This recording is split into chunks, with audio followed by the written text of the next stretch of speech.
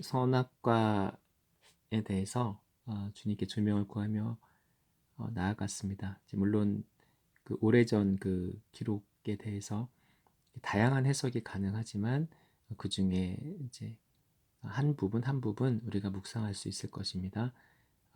그 완전한 충분한 해석이란 어려울 것이고 그냥 기도하면서 어떠한 한 부분에 대해서 이렇게 좀 하나님께서 비추신 것 같습니다.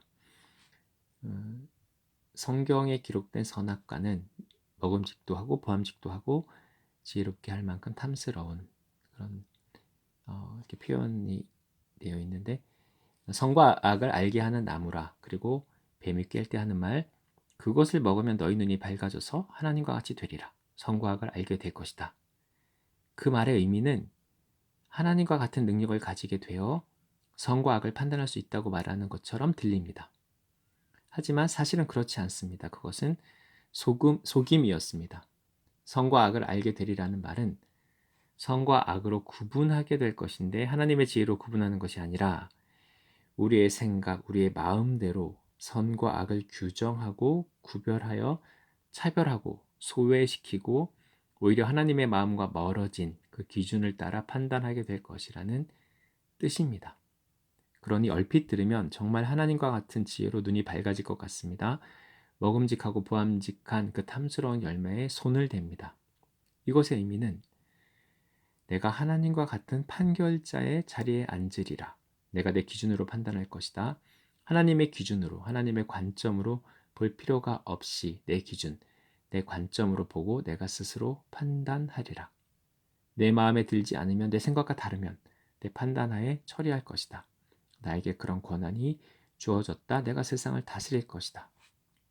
이것은 사단의 속삭임입니다. 완전히 속은 것입니다. 이 열매를 취하는 순간 이 생각이 들어옵니다. 그래서 하나님 없이도 잘 살 수 있을 것이라는 생각이 들어온 것입니다. 그 결과 이 땅에는 끝없는 슬픔이 펼쳐집니다. 비극이 일어납니다. 사람으로서 존중받지 못하고 존중하지 않는 자기 기준에 의해 함부로 여기고 소외시키고 판단을 내려서 차별할 수도 있는 이것이 정당하다고 여겨지는 그러한 시대를 살고 있습니다. 사람이 사람으로서 누려야 할 권리, 자유 이것을 박탈당합니다. 무시당합니다. 이런 일들이 아무렇지도 않게 행해지고 있습니다. 하나님이 지으신 귀한 생명, 인간의 존엄성이 무너집니다. 명분을 위해 희생당하기도 합니다. 이익을 위해 죽임을 당합니다. 그러나 그 명분과 이익이 크다면 이것이 우리의 판단에 가능하다고 여겨질 때, 불가피하다고 여겨질 때 선과 악이 정해짐으로 그에 대한 죄책감을 느끼지 못합니다. 정당하게 여겨집니다. 이것은 하나님의 관점이 아닌 우리의 관점으로 판단하기 때문입니다. 이것이 선악을 알게 되리라는 그 표현의 결과입니다. 선악과를 먹는 그 마음은 또 어떤 것이라고 좀 돌아봐야 하는지 조명을 구했을 때 이렇게 비추신 것 같습니다.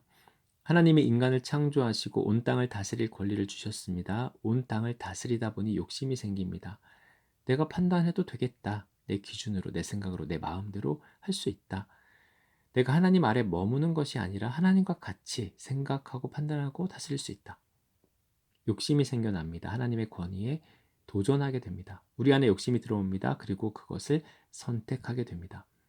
누구의 권위 아래 있는가 아니면 내 스스로 판단하고 결정하며 내 마음껏 내 생각과 내 마음에 드는 대로 내 마음을 따라 살 것인가 하나님 마음을 따라 살 것인가 여기서 인간은 선택합니다. 여기서 선악을 알게 되었다고 하는 표현은 선악을 인간이 스스로 자신의 관점으로 판단하고 결정하겠다라는 의지입니다.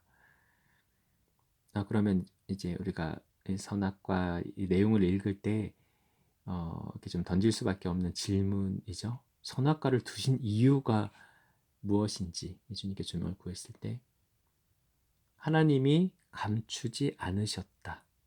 일부러 유혹하신 것도 아니고 일부러 감추지도 않으셨다. 하나님은 그가 지으신 인간을 사랑하시고 신뢰하셨다. 바보 같은 하나님.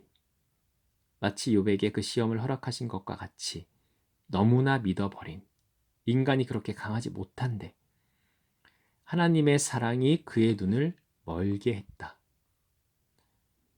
내가 이렇게 사랑하는 만큼 그도 나를 사랑할 거야.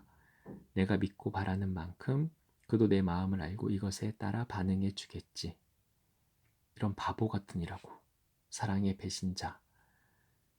그가 바로 인간입니다. 그러한 배신자 인간을 위해서 목숨까지도 아끼지 않고 내어주십니다. 피를 흘리십니다.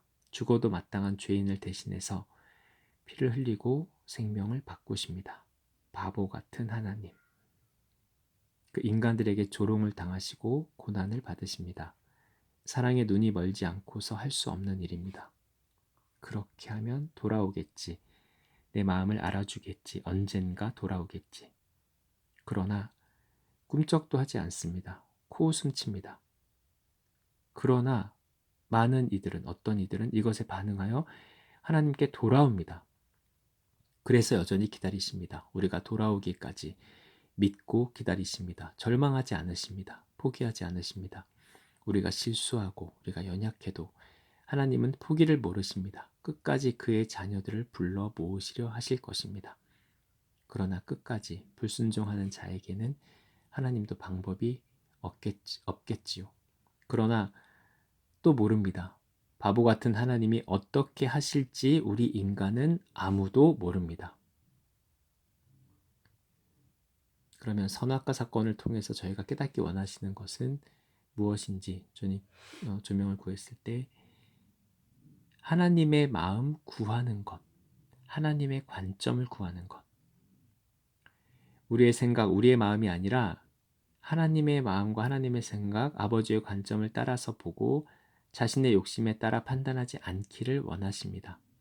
치우치지 않고 공정합니다. 하나님의 시선은 따스합니다. 냉정하지 않습니다. 하나님의 관점은 정의롭습니다. 소외시키고 차별하지 않습니다. 우리의 선택이 잘못되었으나 예수께서 우리에게 다시 기회를 주셨습니다. 하나님 앞으로 옵니다. 아버지 마음 안으로 들어갑니다. 성령께서 주시는 지혜와 판단을 따라 우리도 그렇게 보기를 원하십니다. 하나님의 지혜를 구합니다. 우리의 욕심이 내려지고 치우치지 않은 하나님의 의로운 기준으로 관점으로 보기 원합니다.